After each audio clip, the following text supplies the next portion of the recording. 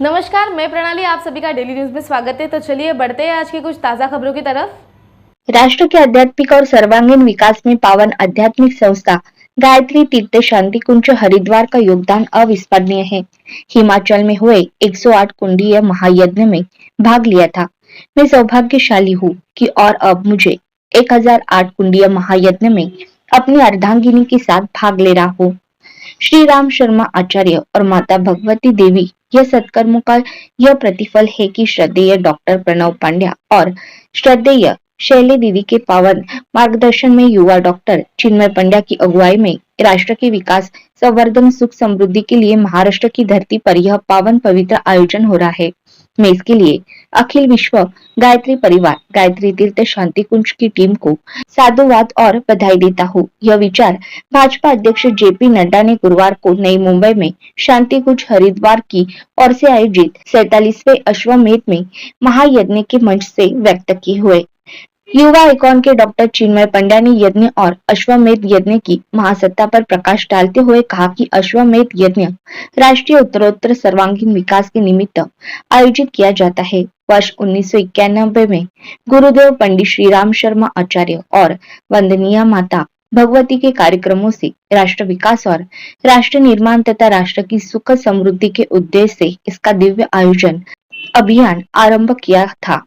आज उनके द्वारा पोषित किया पौधा वट वृक्ष का रूप धारण कर चुका है। यह 37वां आयोजन है जो देवभूमि महाराष्ट्र पावन भूमि पर संपन्न हो रहा है।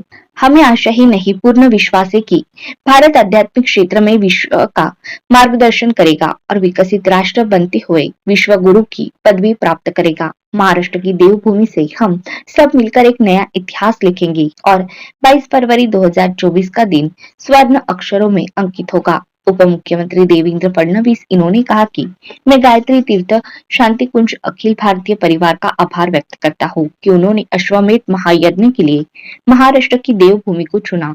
यह भूमि छत्रपति शिवाजी महाराज की भूमि है, यह वीरों की भूमि है, यह संतों की भूमि है।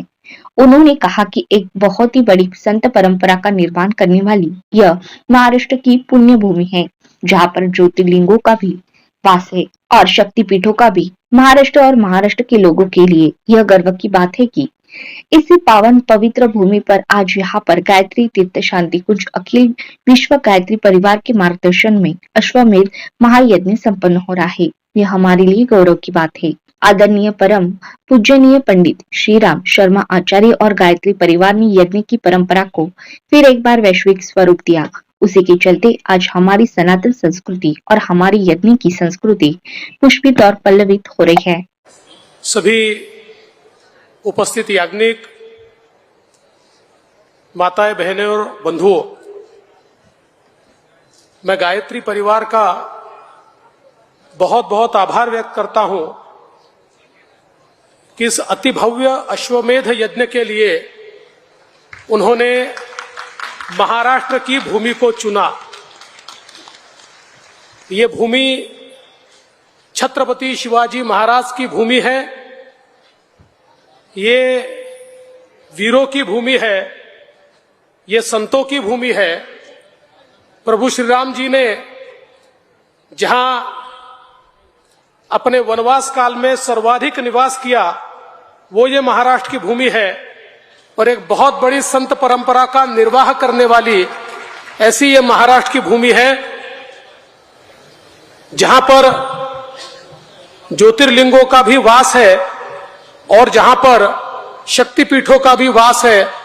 ऐसी इस भूमि पर आज यह अश्वमेध यज्ञ संपन्न हो रहा है। हम सभी जानते हैं आदरणीय परम पूजनीय पंडित श्री राम शर्मा जी और गायत्री परिवार ने यज्ञ की परंपरा को फिर एक बार वैश्विक स्वरूप दिया और उसी के चलते आज हमारी सनातन संस्कृति और हमारी यज्ञ की संस्कृति जो पूर्ण रूप से विज्ञान पर आधारित है और विश्व शांति की कामना और मनुष्यों को उत्तम आचरण मिले, इस प्रकार की कामना जिसके माध्यम से होती है, ऐसे इन कार्यों को आज विश्व तक पहुंचाने का काम गायत्री परिवार ने किया है।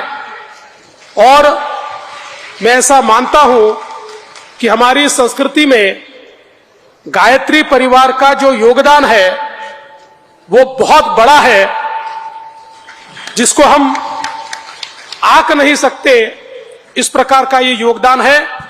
मैं इसलिए उन्हें बहुत बहुत बधाई देता हूं। और ये यज्ञ तो सभी के लिए है।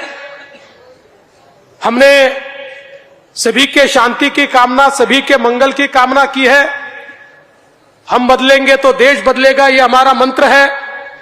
और उसके साथ साथ सभी को नशा मुक्त करने का भी अभियान यहां पर चल रहा है।